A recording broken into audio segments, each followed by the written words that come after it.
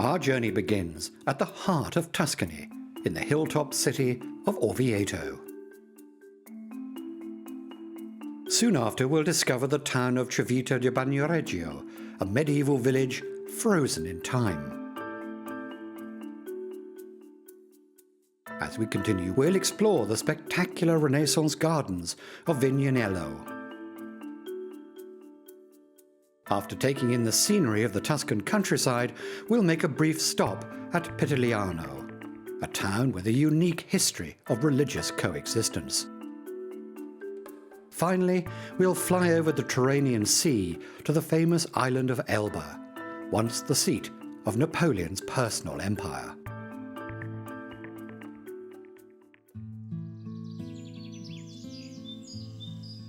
Surrounded on all sides by the rolling green hills of Tuscany, this imposing sight is Orvieto. Situated on a high plateau, the ancient Etruscans built this fortified city with defense in mind. But its strategic position high up on the cliffs came at a price. The volcanic rock proved so porous that early inhabitants had to construct giant underground cisterns to collect rainfall. Never ones to be outclassed, the Romans went on to build a 62-metre well through the heart of the city to access a store of groundwater below.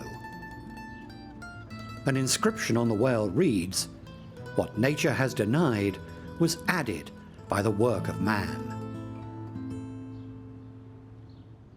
But it's a structure reaching up to the heavens that dominates the city skyline. Orvieto Cathedral. Completed in the 1500s and estimated to have taken 300 years to build, the complex celebrates the miraculous happenings of a passing priest on his pilgrimage to Rome. The priest, doubting that the bread of the communion was truly the body of Christ, he attended a mass in Bolsenda, a town nearby. During his communion, the bread started bleeding, staining a woolen cloth he was wearing. The Orvieto Cathedral was commissioned to commemorate that event and give his stained relic a permanent resting place.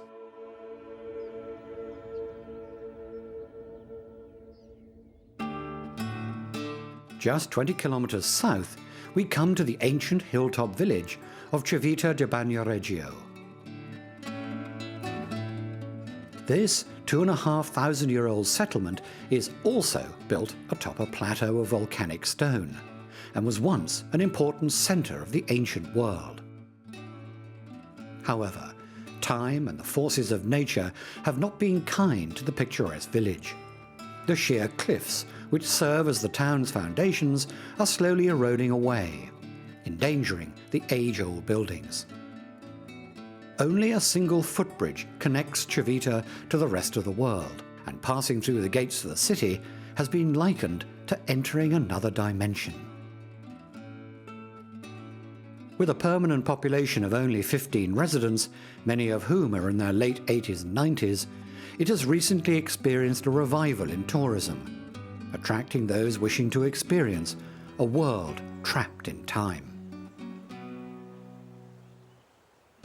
And as we travel a few valleys south, we come to Soriano nel Cimino. The town is best known for its annual Chestnut Festival, which celebrates the people's united defense against the feudal lord of nearby Vignanello in the 15th century. And speaking of Vignanello, here we are now, a place internationally renowned for its Renaissance architecture and gardens. Overlooking the city, we can see a castle belonging to the Marescotti, an influential 16th century family. The first buildings here were erected by Benedictine monks in the 9th century and used as a monastery. But after it fell into the hands of the local nobility, the castle surroundings were transformed into pleasure gardens. In fact, this is one of the best preserved Renaissance gardens in Italy, as it still belongs to the direct descendants of the original occupants, who have used the same techniques of cultivation and maintenance for hundreds of years. Around the central fountain are mixed hedges of laurel, cherry bay and myrtle. Water had to be bought and transported in ample quantities from neighbouring Corciano to supply this terrace garden carved from the volcanic rock. The water flows from the upper section through a series of ornamental pools and passageways to the bottom of the hill.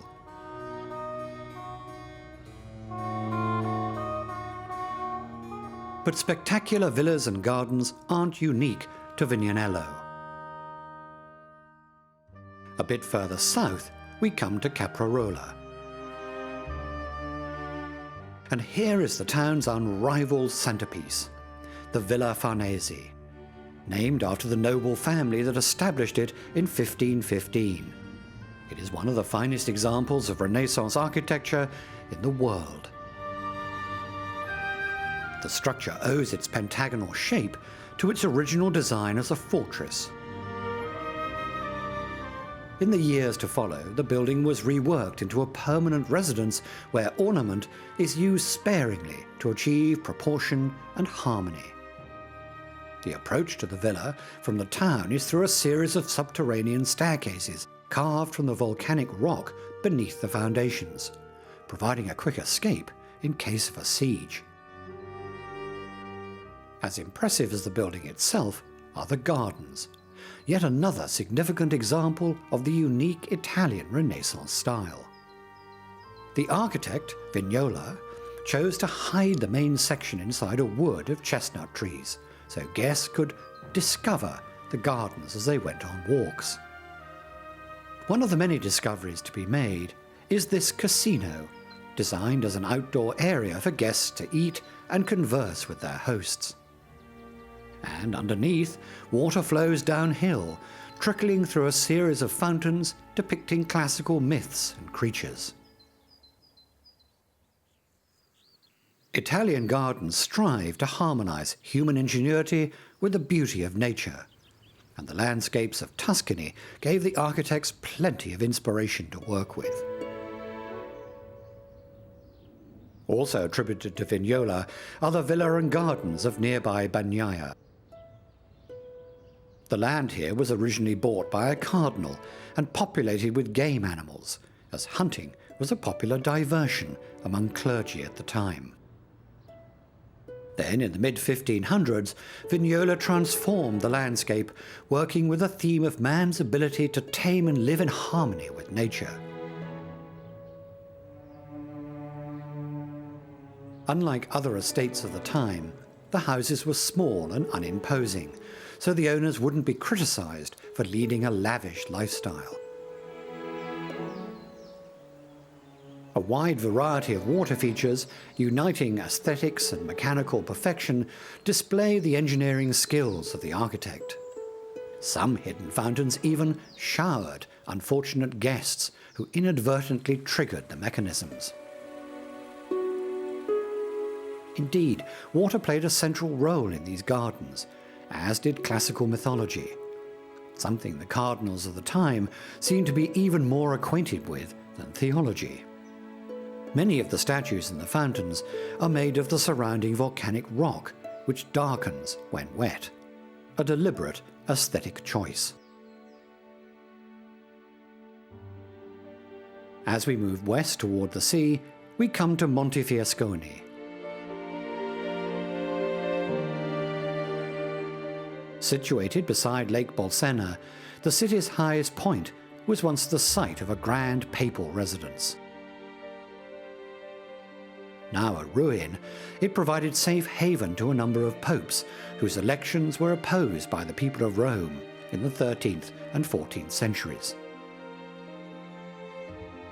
Gradually, the fortress, so rich in history, fell into abandonment and became a quarry for the construction of adjacent buildings.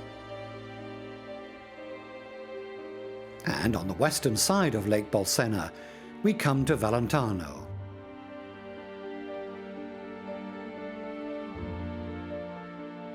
Like much of Tuscany during the Renaissance, the city was under the rule of the powerful and influential Farnese family in the 14th and 15th centuries, when most of its fortifications and churches were built.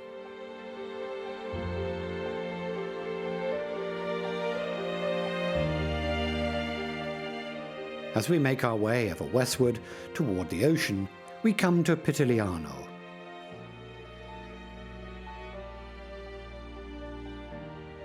Like many of the other towns we visited, it's built upon volcanic cliffs, which have been chiseled over the years into caves and tower houses.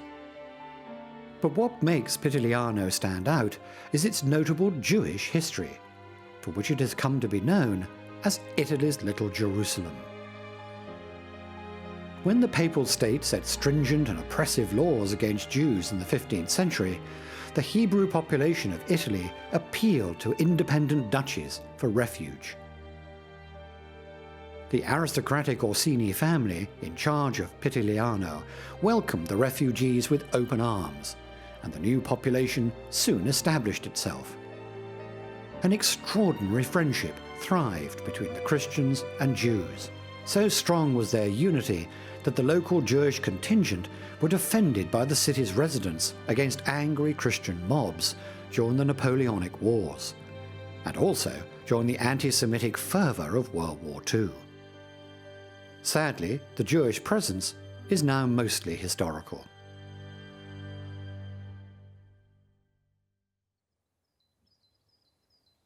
And a mere 8 kilometres away, we come to Savannah, a village with little more than a single street running from the castle ruins at one end to the cathedral at the other. Although quaint and unobtrusive in modern times, this hilltop township was once the administrative seat of the Lombards, a Germanic tribe that ruled Italy after the fall of the Roman Empire.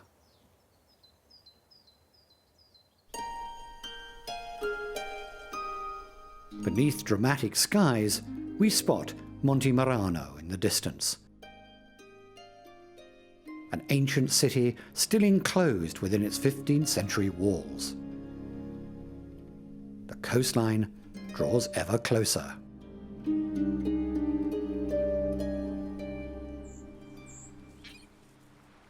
And we reach the water at the intersection of the Ligurian Sea to the north and the Tyrrhenian Sea to the south.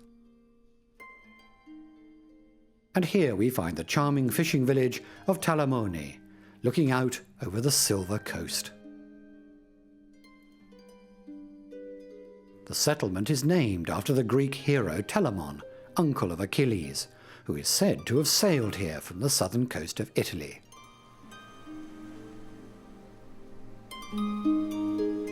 In fact, the entire stretch is resplendent with such mythic history. For the ancient Greeks believed that these cliffs rolling into the Tyrrhenian Sea housed the 4 winds kept by Aeolus, their master. And this yacht still harnesses those winds as it glides between the 7 islands of the Tuscan archipelago. A mecca for divers, bird lovers and boaters, these seaways have been frequented by invaders and traders for thousands of years, leaving enduring traces of their various civilizations behind them. It's said that when Venus was born out of the foaming waves, the pearls of her headband were spread about the sea and formed the 7 islands of this archipelago. The largest and most famous of these is this one, the island of Elba. Strategically placed along naval and trade routes, it's been the object of conquest for Mediterranean powers for millennia. But there was something else that also drew invaders to Elba's shores. Its vast mineral wealth. For the Etruscans and Romans, the island represented an inexhaustible supply of iron for their ever-expanding empires. And situated on a large cape in the south is Capo Liveri, historically one of the island's most active mining centres. But it is no longer for the iron that foreigners are drawn here, but rather the rolling, unspoiled countryside and endless historical relics spattered about across the hills. As we move back towards the coastline, we come upon Porto Azzurro, also a settlement originally famous for its wealth of minerals and mines. But again, the main trade these days is tourism. Its permanent population is around 3,500, but that number jumps significantly during the tourist season as boats full of Europeans unload on these shores. The city dates back to the 1600s, when the Spanish occupiers built a fort on the headland. Thereafter, it was named Longoni, until after World War II, when the residents changed the name to celebrate the bay's bright azure waters. Remains of Roman villas and thermal baths, and the ruins of ancient Christian hermitages can be found in the areas around the dazzling port.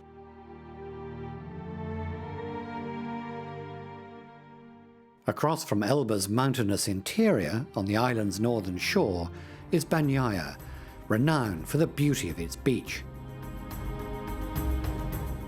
The town lies at the foot of Mount Volturrario, the site of a fortress so formidable that it was never conquered by any of the island's many assailants.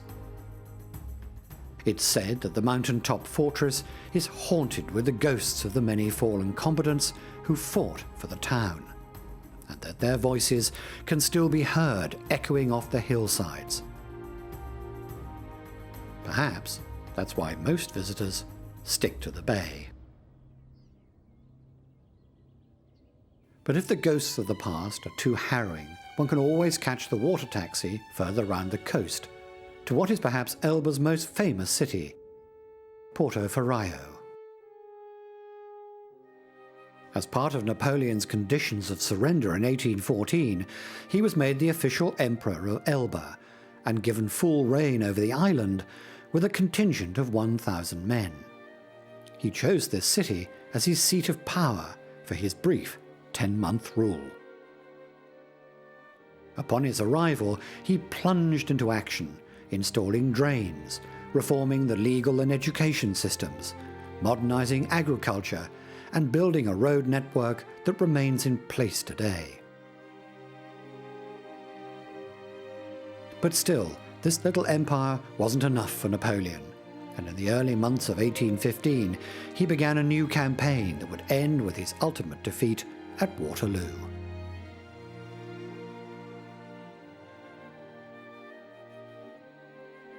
It's true that Napoleon's leadership propelled Portoferraio into modernity, making it the most important settlement on Elba. But the city's beginnings as a thriving centre preceded the arrival of the French emperor by many hundreds of years. It had always been rich in iron, and the many rulers were continually worried about protecting the vast reserves situated nearby.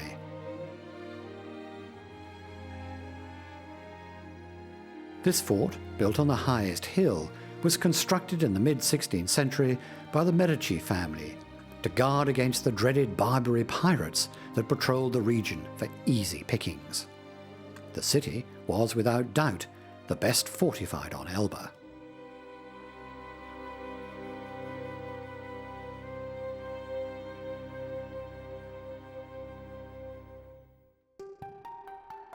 Almost all visitors to the Tuscan islands arrive by boat. Although airports like this one do exist, they're only open to small aircraft. But it is this relative inaccessibility that has kept the archipelago so pristine after all these years.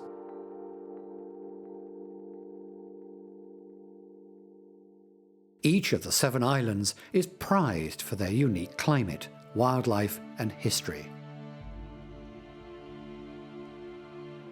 Around 7,000 hectares of protected land preserves the memory of ancient man's long traditions of mining and the endless power plays and warfare of more modern eras. Almost every country in the region has laid a claim to these strategic islands at least once. Germany, England, France, Spain, Italy, and the countless bands of pirates struggled and vied for a chunk of these precious islands. Indeed, all across this wilderness are relics that give away its past. Ancient dwellings of Christian hermits are scattered about the rocks. Roman bathhouses dot the mountain roads. Crumbling stone bastions and defensive towers rise up out of rugged forests. Elba's highest point is Mount Tabernacle, whose jagged peak soars to over 1,000 meters.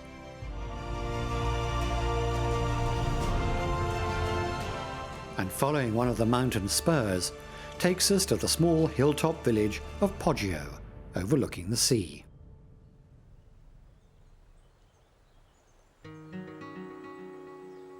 Tucked away inland, this place was safe from pirate attacks for most of its history, and has come to be highly regarded as a rejuvenating and inspirational site. Its reputation was cemented by Napoleon, who'd often travel up here to bathe in the healing waters of the springs surrounding the village. With narrow streets, not at all conducive to motor vehicles, this town, more than any other in Elba, has preserved its medieval charm. And following the shoulder of Mount Tabernacle even further downwards, we come to the town of Marciana, located on the western end of the island. It's perhaps most famous for its still-standing ancient houses, which were built from the pink granite abundant in the area. The enclosure of the marina here is of typical Italian style and attracts hundreds of yachters every year to moor during the summer months.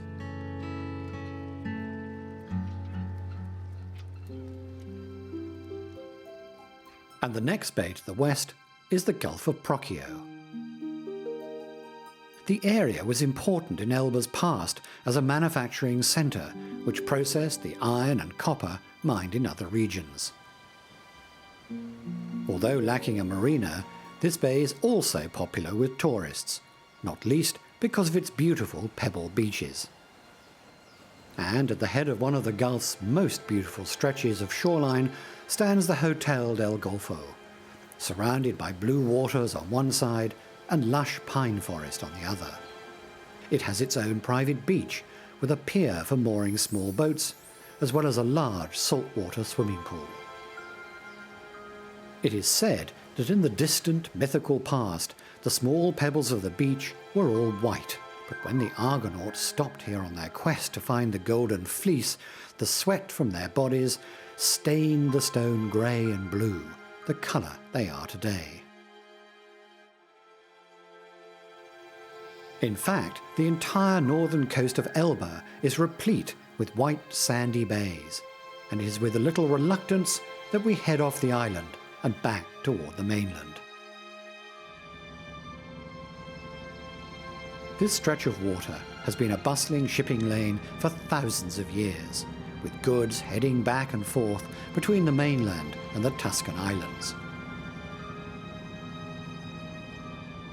Never before has the contrast between the natural beauty of this region and the modern world been so stark. It's quite unlike our final destination, a tiny, uninhabited island where a long abandoned building almost appears to have grown from the rock itself.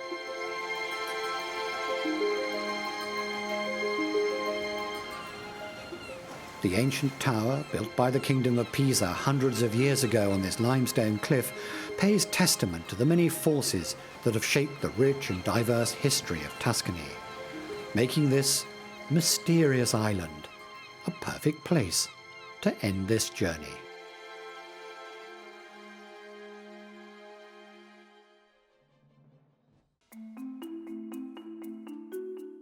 Our journey around the coastal plains of Georgia begins with a landmark in military history at Fort Pulaski. We visit the nearby historic city of Savannah and then head south to another stronghold from the American Civil War, Fort McAllister. Continuing through the wetlands of the Altamaha River, we arrive at Blackbeard Island, the supposed site of the infamous pirates' buried treasure. Then it's on to Jekyll Island, once the exclusive retreat for America's aristocracy, before going on to explore the natural beauty of Cumberland Island. And we complete this tour of Georgia at the Okefenokee Swamp, the largest wilderness swamp in North America.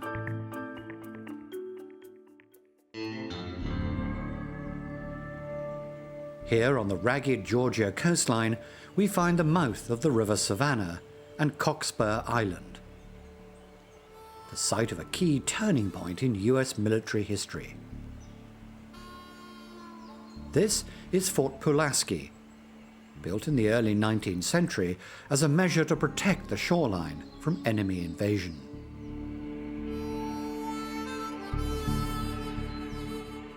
Construction lasted almost 20 years, resulting in this five-sided fort surrounded by a moat and a series of canals that drained excess water from the island.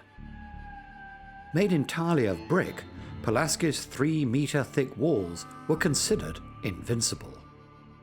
It was said at the time that one might as well bombard the Rocky Mountains as Fort Pulaski. But these gaping holes peppering the wall tell us a different story. During the American Civil War in 1862, the North's Union Army was to ultimately test the masonry with a new James rifle cannon. Firing from a range of 6 to 8 meters, the weaponry wreaked havoc on the fort's defenses, ultimately breaching one of the walls. It led to the Northern Army's capture of Pulaski, as well as cutting off shipping in and out of Savannah and crippling the South's war effort. The fort was declared a national monument in 1924 and has been hosting visitors since the end of World War II. And despite a few knocks, Fort Pulaski remains one of the best preserved examples of American 19th century military architecture.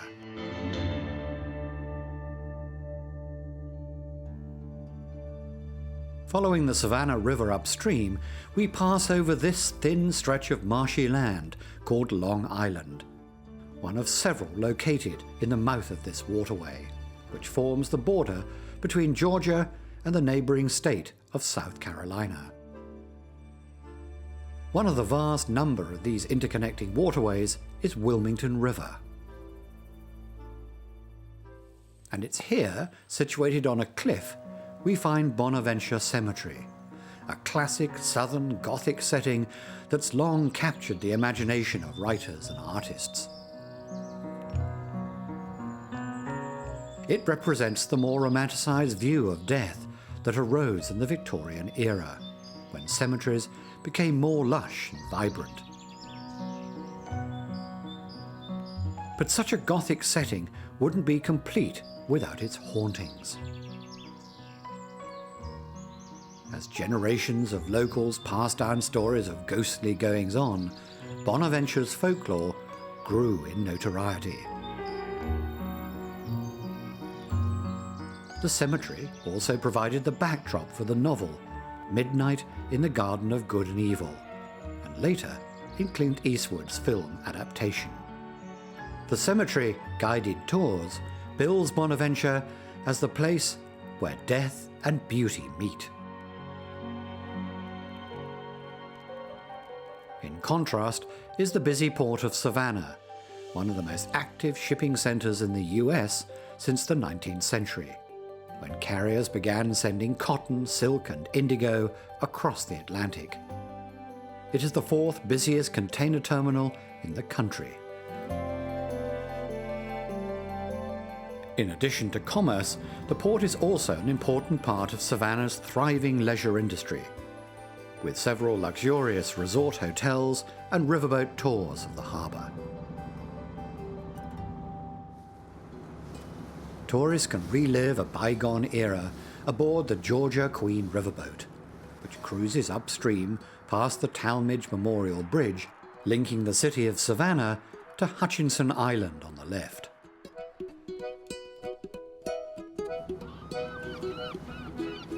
carrying up to 600 passengers, these triple-decker boats are replica paddle wheel vessels, adorned in the traditional American red, white and blue colours. The Georgia Queen offers a variety of day, night and holiday tours. Themed events range from murder mystery dinners and gospel music to a Civil War journey and the Freedom Dinner Cruise, which tells the story of a group of African slaves as they were brought down to the Low Country. We let the charming riverboat chug along its way as we turn our attention to Georgia's oldest city, Savannah. Established in 1733, it was the original state capital, although that honour now belongs to Atlanta, and had the nickname Forest City, referring to its abundance of oak trees, a highly prized material for the local shipbuilding industry in the 1800s. Savannah's historical landmark district is the largest in the US, with splendidly preserved 18th and 19th century buildings at every turn. Dominating the city skyline are the spires of St. John the Baptist Cathedral, just one of the many architectural triumphs that led Travel and Leisure magazine to rank it as the second best city in the US for architecture, behind Chicago.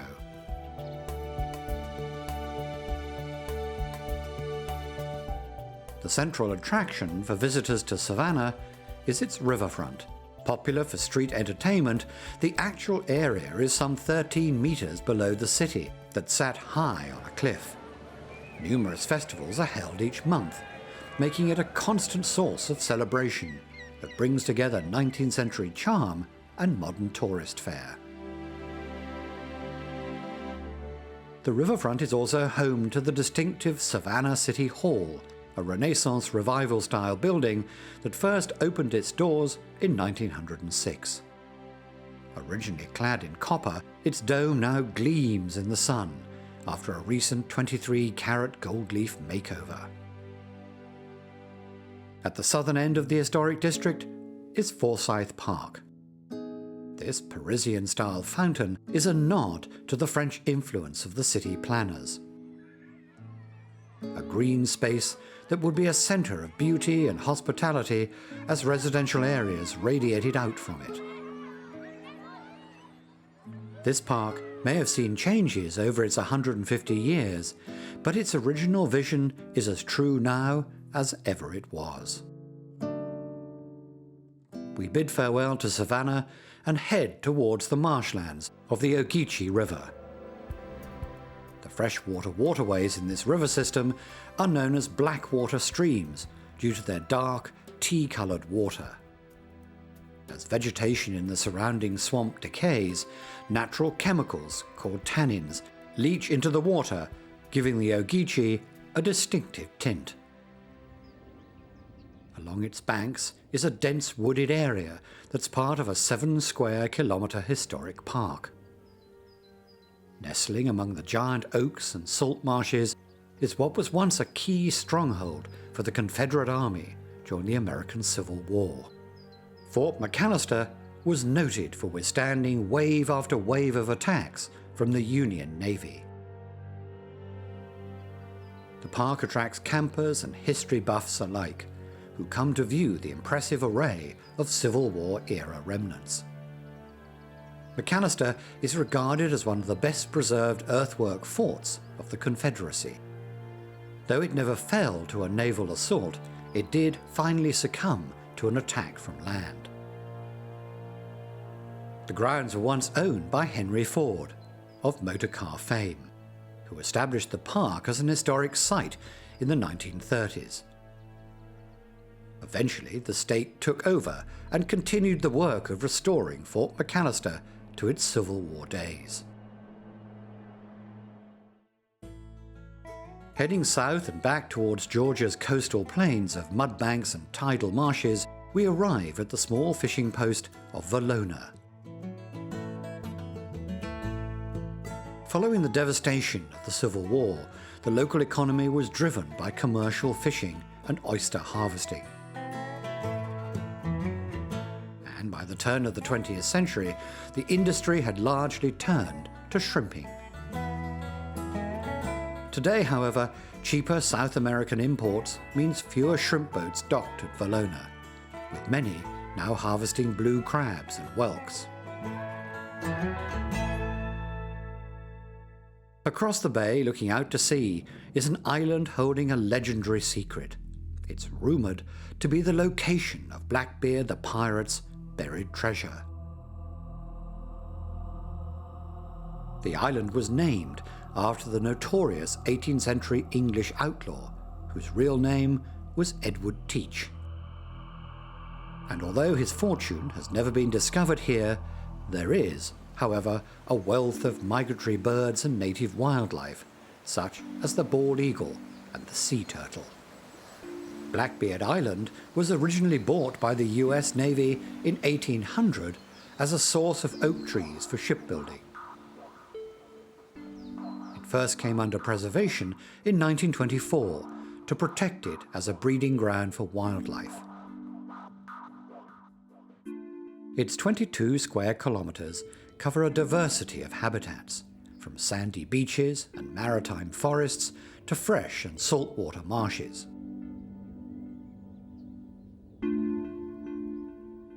We take a diversion inland, following a tributary of the Altamaha River. These forest wetlands consist of some of the last remaining hardwood and cypress swamps in the American South, and the basin supports the only example of old-growth longleaf pine and black oak forest in the US. With wild hog, turkey and deer, this area is a common favourite for local hunters. The river is also a little-known paradise for paddling, camping and especially birdwatching. 120 rare or endangered species also live along these waters. The Georgia Department of Natural Resources stated that there are very few places as valuable to such a large and diverse number of coastal birds in all the southeast United States, and estimates that 55,000 species of shorebirds and seabirds are supported by the wetlands annually. We return to the coast at Fort King George, built on the headwaters of the Altamaha River in 1721. It was the southernmost outpost for the British Empire in what was then the South Carolina colony. Today, this detailed reconstruction serves as a reminder of a 200-year power struggle over the American Southeast. In a bid to encourage settlement along the colony's southern frontier, Great Britain constructed the fort to strengthen its hold on the region. It also helped monopolize the lucrative fur trade with Native Americans. But although the site was smartly chosen from a military standpoint, living conditions must have been tough. Poor nutrition and inadequate provisions led to high death rates among the men stationed here.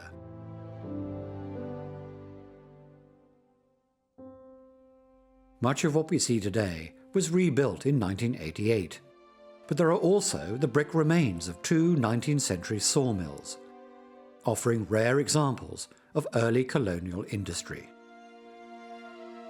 The fort is now run by the state as an historical site, with a museum dedicated to this hugely important period of colonial America. And from one historical landmark in the marshlands of the Altamaha River, it's on to another. The Hoffel Broadfield Plantation, carved out of cypress swamps, stands as a fine reminder of Georgia's rice empire. The plantation home is typical of the American South antebellum style. Its original kitchen once had long passageways connecting it with the slave quarters. But a fire destroyed the original house, and what we see today was rebuilt by slaves in the 1850s. Broadfield was owned and occupied by the same family from its construction in 1804 right up until 1973, when it was left to the state of Georgia. The house and plantation now operate as a working museum. Our longest stretch of coastline on our route starts here at Georgia's Golden Isles, the largest of which is St. Simon's Island. Its beauty and serenity was to give hope to the 19th century American poet Sidney Lanier after the destruction and chaos of the Civil War. In The Marshes of Glyn, he wrote, "Glooms of the live oaks, beautifully braided and woven, with intricate shades of the vines that myriad cloven." The island is rich in wildlife, and here we spot a wild Asabor island hog, the only US breed descending from Iberian pigs, brought to North America by the Spanish. On the western side of St. Simon's Island lie the remains of Fort Frederica, a military outpost built in 1736 to defend an English settlement. Named after Frederick, the Prince of Wales, the town was established by James Oglethorpe, the founder of the Georgia colony. The fort successfully held off several attempts by the Spanish to retake St. Simon's Island. Although these victories confirmed Georgia as a British territory, they marked the end of Fort Frederica, which was disbanded soon after. Today it's administered by the National Park Service and is open to the public. The monument includes the ruins of the fort and barracks, which were estimated to be the largest and most costly of any in North America.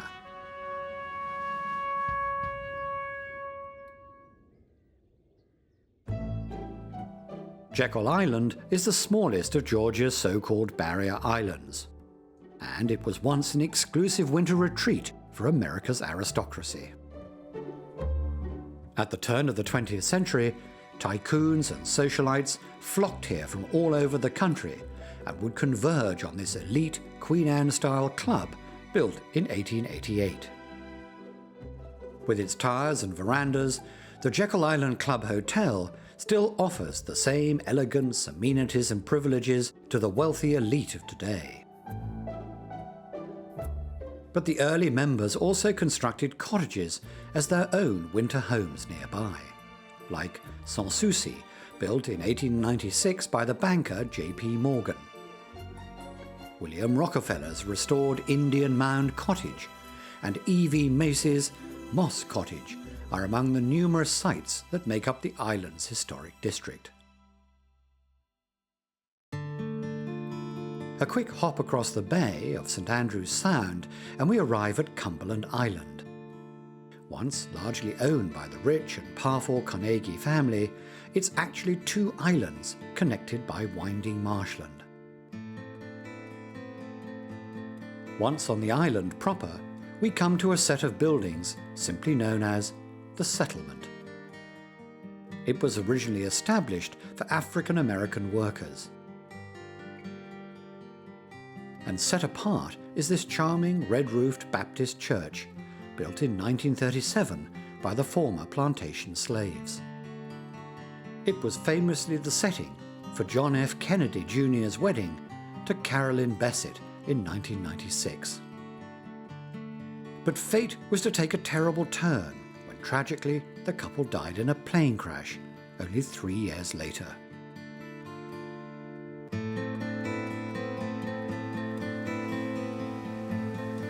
Today, Cumberland Island is owned by the National Park Service, which has helped preserve this wild landscape. One of the most sought-after sights for visitors are the native wild horses, which were brought here by the Spanish in the mid-16th century.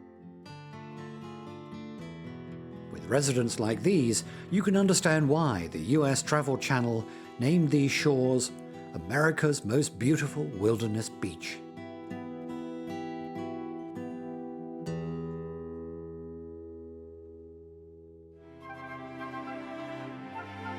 Those wealthy enough to buy into the island's natural beauty spared no expense in creating their ultimate retreat. This is Plum Orchard Mansion, built by the fabulously rich Carnegie family in the 1880s. Ironically, the initial brief for the architects was to build a simple house. But as it turned out, Plum Orchard is nothing short of opulent, with no less than 30 rooms. The mansion was finally granted to the National Park Service in 1973, and restoration was completed in 2007, when it was finally opened to the public.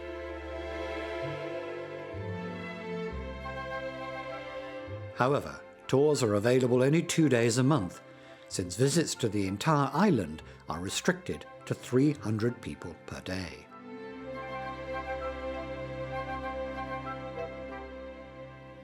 Venturing to the south of Cumberland Island, we discover that Plum Orchard wasn't the Carnegie's only building project. These are the ruins of Dungeness Mansion. Inspired by the great Scottish castles, it was designed with 59 rooms, a pool, golf course, and 40 other small buildings that house the Carnegies' 200 servants. The family lived in this Queen Anne-style mansion until 1925. In 1959, Dungeness was destroyed by a fire, possibly arson, and the ruins have been preserved by the National Park Service since 1972. Nearing the end of our journey, we're back on the mainland and the inviting waterfront of St. Mary's. One of the oldest cities in America, its charming historic village welcomes guests as they explore the many surviving buildings of the original 18th century town. These are significant examples of early residential and religious structures, such as this 1808 church, whose bell was cast by the silversmith Paul Revere, best known for his patriotic role in the American Revolution. St. Mary's served as an important harbour for much of the traffic between Savannah and Florida. But today, this Georgia gem relies more on heritage and ecotourism.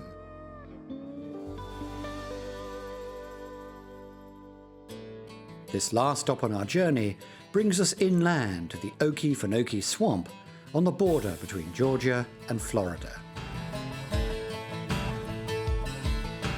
This largely uninterrupted peat-filled wetland makes up nearly 1,800 square kilometres of shallow swamp.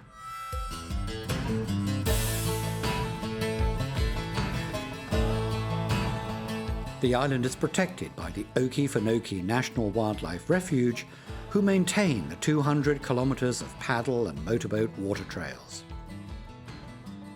Many local residents, called swampers, rely on the Okefenokee as a revenue source, offering guided tours of this natural wonder.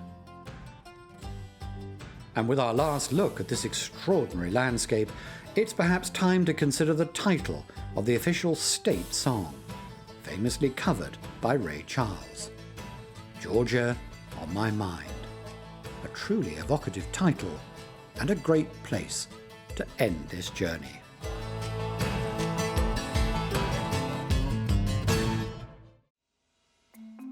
We start our journey in the forest of Thuringia, which have inspired creatives and theologians for centuries. Emerging from the dense woods, it's onto the town of Fulda, resting place of Germany's patron saint, Boniface. And there we'll weave through the skyscrapers of Frankfurt, continental Europe's financial powerhouse. Then, gliding from modernity into the past, we travel to the city of Worms, the famed medieval city where Martin Luther was exiled from the Catholic Church. At Ludwigshafen, we'll have a chance to marvel at the world's biggest chemical plant, before travelling onward to the Enlightenment-era gardens of Schwetzingen Castle. And here we delve back into the rolling mountain forests, ending our adventure at the formidable Trifels Castle. The Thuringian forest has often been described as Germany's green heart. Many consider the wooded hills to be the poetic and philosophical soul of the nation. These mountain ridges form a 1,000-year-old boundary known as the Rennsteig, which separates the peoples of southern and northern Germany, each with their own unique dialects and ancient customs. And sitting on that boundary line is Grosser Inselsberg, or Big Island Mountain. Though it's now topped with transmitter towers and broadcast stations, this ancient site is steeped in legends. It's where covens of witches were once believed to hold feasts and orgies. But in more recent times, myths of a different sort would emerge from this summit. Because it was here that an antenna erected in 1939 commenced broadcasts of Nazi propaganda messages during World War II. Moving southwest, the sighting of a medieval castle ruin is a reminder of the region's long history. And one thing that probably hasn't changed in all that time is the Thuringian passion for the outdoors, as captured in a local folk song, which goes, "I wander so happily over the Rennsteig, bag on my back, guitar in my hand, joyous and carefree. I'll stay as long as it pleases me."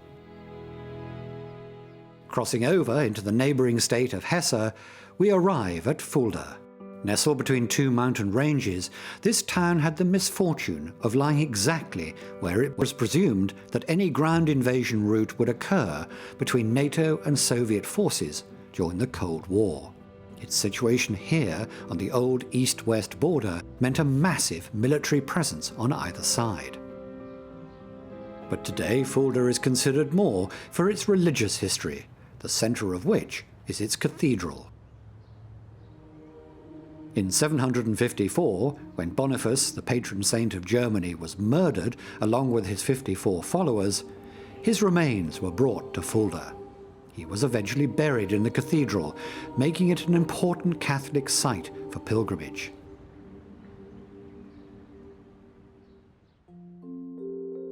Although the state of Hesse works to preserve its rich past, the region also keeps a keen eye on the future.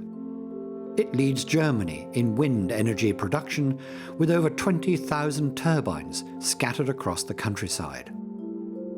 Its aim is to generate 1/5 of all energy consumed from renewable sources by 2020.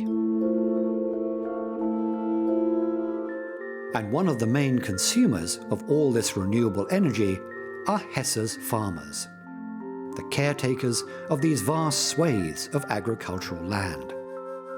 As well as crops, livestock farms abound, producing the region's unique butter and cheese. Carving through the countryside is the A5 motorway. We join it as it heads southwest towards the capital city of Hesse, Frankfurt, the largest financial centre in all of continental Europe.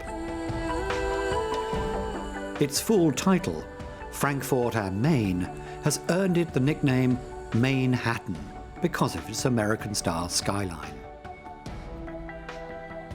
Of Germany's 10 tallest buildings, 9 are here. And towering over the rest is, without doubt, the Europaturm. Completed in 1974 and standing at 331 metres, it's the tallest freestanding structure in Germany.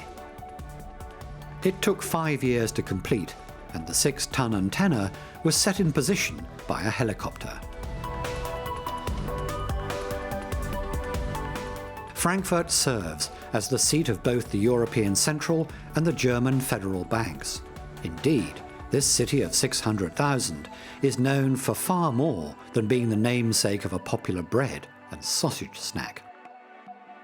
While most of continental Europe still remains adamantly opposed to a skyline dominated by skyscrapers, the irreparable destruction of Frankfurt during the Allied bombings in World War II left the city a clean slate upon which architects could practice their craft. fact, the city's so proud of its dazzling buildings that a skyscraper festival is held each year, where visitors are given the opportunity to wander through them at their leisure and admire the construction and design.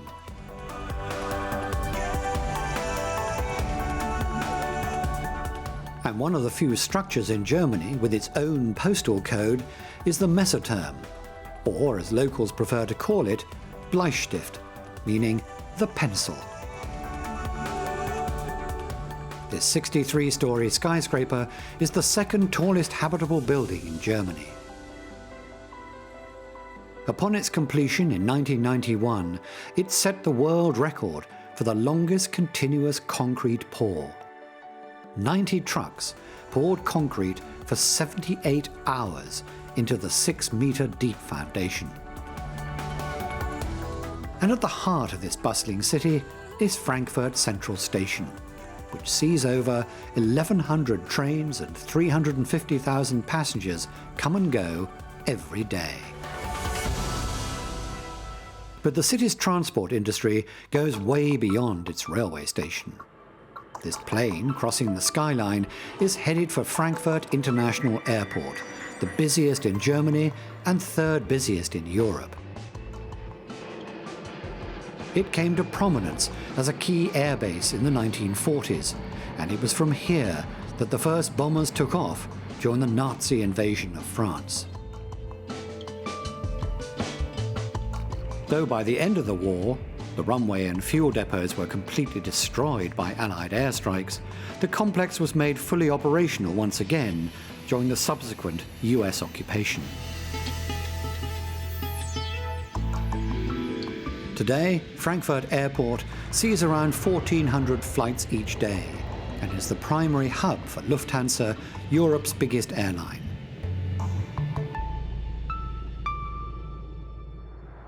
From the airport, we rejoin the A5 as it makes its way down through the state of Hesse. It passes Weiterstadt Prison, a place with a troubled past even before it was completed. In 1993, while it was still under construction, members from the Red Army faction, a left-wing militant group, breached the walls and detonated 200 kilos of explosives. It was to set the project back 4 years and 70 million euros. The prison was finally completed in 1997 and today holds 570 inmates. Further south, along the River Rhine, is another site for which security was paramount. Biblis Nuclear Power Plant. At one time, such reactors were supplying around a fifth of the country's energy needs. But a gradual phasing out of nuclear power, pushed on by Japan's Fukushima disaster in 2011, spelled the end of operations for Biblis. Today, the installation remains largely idle.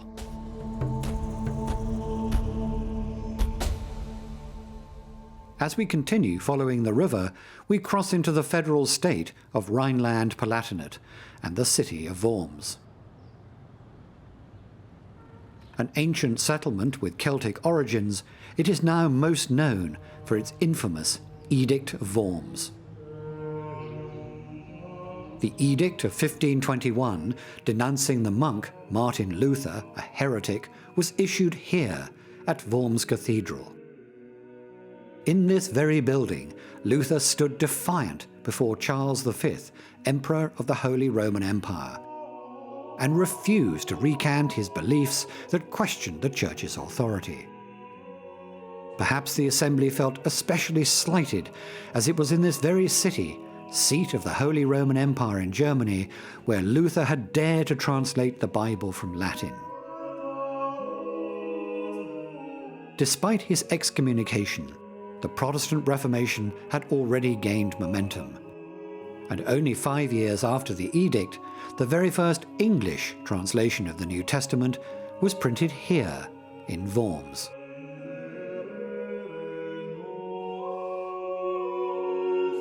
Marking another chapter in the city's long history is St. Paul's Cathedral, constructed during a period of great upheaval. The late 10th century wasn't the best of times for Worms. Beset with lawlessness and crumbling buildings, townsfolk abandoned the city in droves. But fortunes changed when Bishop Burchard was appointed at the turn of the millennium. With the construction of this cathedral, he was able to gradually lure people back into the town. It was deconsecrated in 1797 and has been used as a warehouse, barn and museum. But religious life did finally return to the old building. It's now a monastery where Dominican monks live and worship. Another of Worms' iconic landmarks is Nibelungen Bridge, named after a mythological saga. It tells the story of the hero Siegfried's tragic death and the vengeance his companions exact upon his killers. The name of the bridge is a wonderful example of the Germanic fusion of ancient pre-Christian mythology with modernity. A modernity which becomes ever more visible as we arrive at the BASF production plant at Ludwigshafen.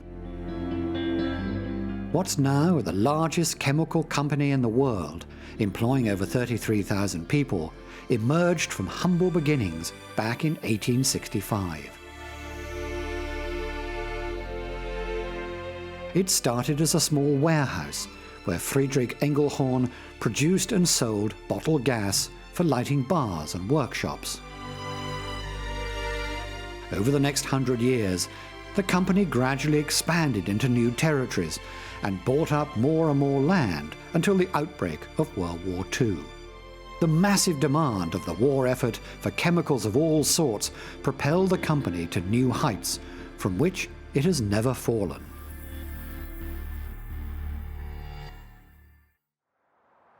BASF's location by the river is certainly no accident.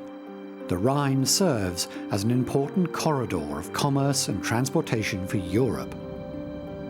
Originating in Switzerland, the river weaves through the Alps, cuts through Germany, and terminates in the North Sea, passing many important centres along the way.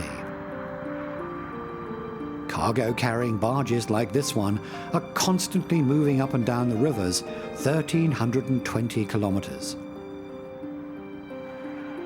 Beyond trade, the Rhine is also seen as a national symbol, having long been considered the sacred border of Germany, dating back to Roman times.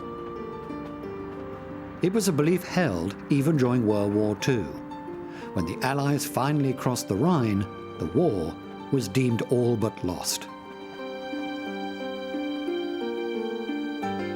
And crossing that very river, we arrive at Mannheim, nicknamed City of the Squares, poking fun at its grid pattern.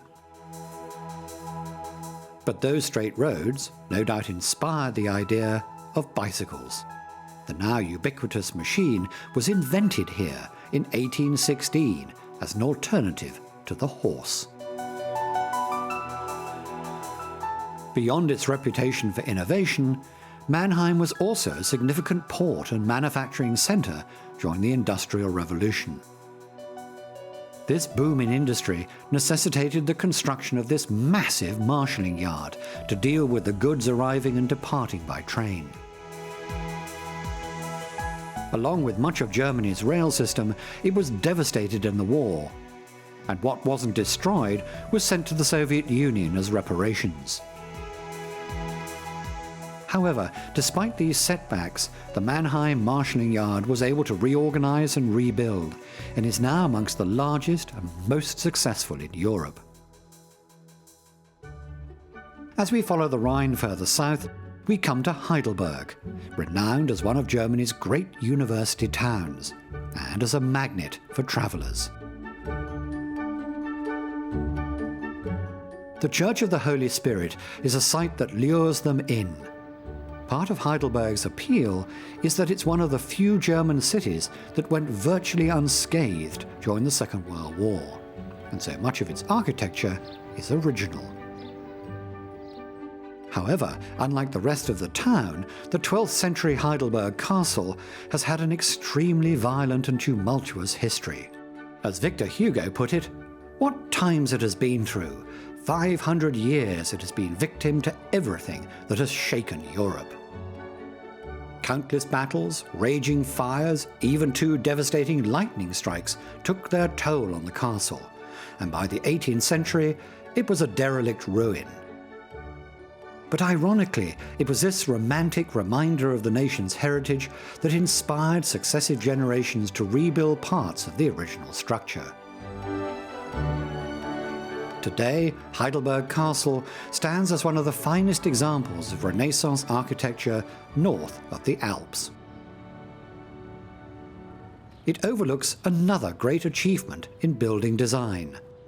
Straddling the Rhine is the Karl Theodor Bridge. The bridge was adored by writers and academics, and for this reason, the bank on the eastern side has been dubbed the Philosopher's Walk. These 2 white towers at the northern end of the bridge are famous for once being the residence of Gert Kallau, a writer and filmmaker. Highly critical of post-war Germany, it's where he penned some of his most powerful work. A few valleys over from Heidelberg is the town of Schwetzingen. The gardens here completely dominate the city. Even the castle at the heart of the estate is lost amongst the vast tracts of greenery. Famous for its spacious and ornate landscape, the compound hosts a summer festival of opera and classical music.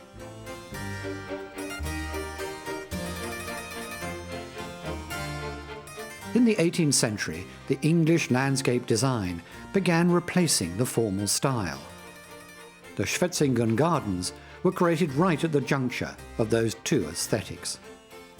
It's a combination of designs, with its formal walkways and central fountain set against the adjoining gardens that seek to be more in tune with their natural surroundings.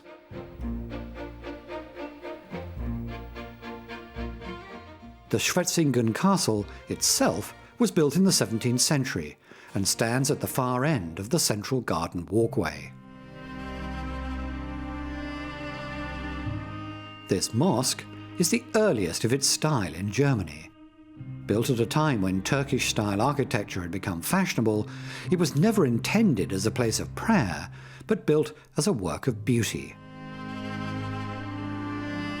Theatres, temples and classical buildings encircle the central fountain and provide restful stops for visitors exploring the gardens.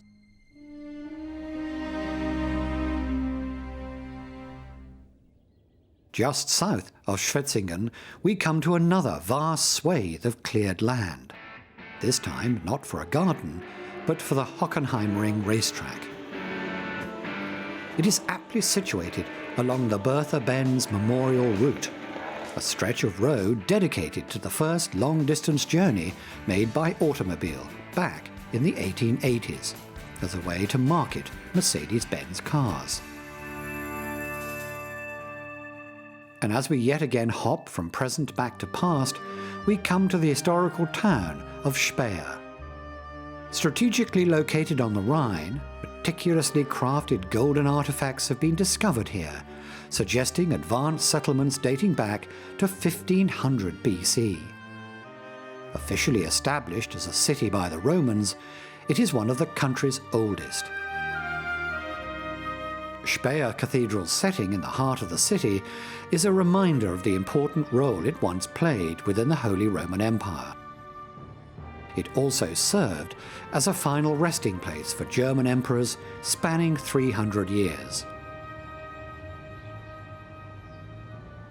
Embracing the more recent past, Speyer opened the Technik Museum, an impressive gallery featuring everything from an early Soviet spacecraft, samples of moon dust, and a retired 747 donated by Lufthansa in 2002.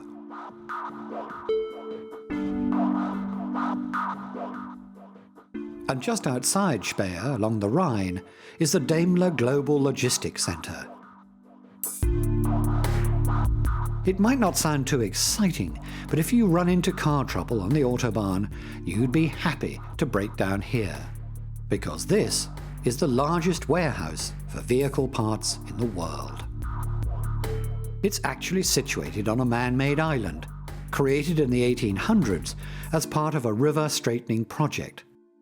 The land was reclaimed entirely with shovels, wheelbarrows, and hours upon hours of hard labour. And from car parts, it's on to mass production of a different sort. These are the vineyards of the Rhine Valley, the second largest wine-producing region in Germany. In turn, Germany is among the top 10 wine producers in the world, producing more or less the same quantity as South Africa and Chile. That's despite having some of the most northerly vineyards of any country.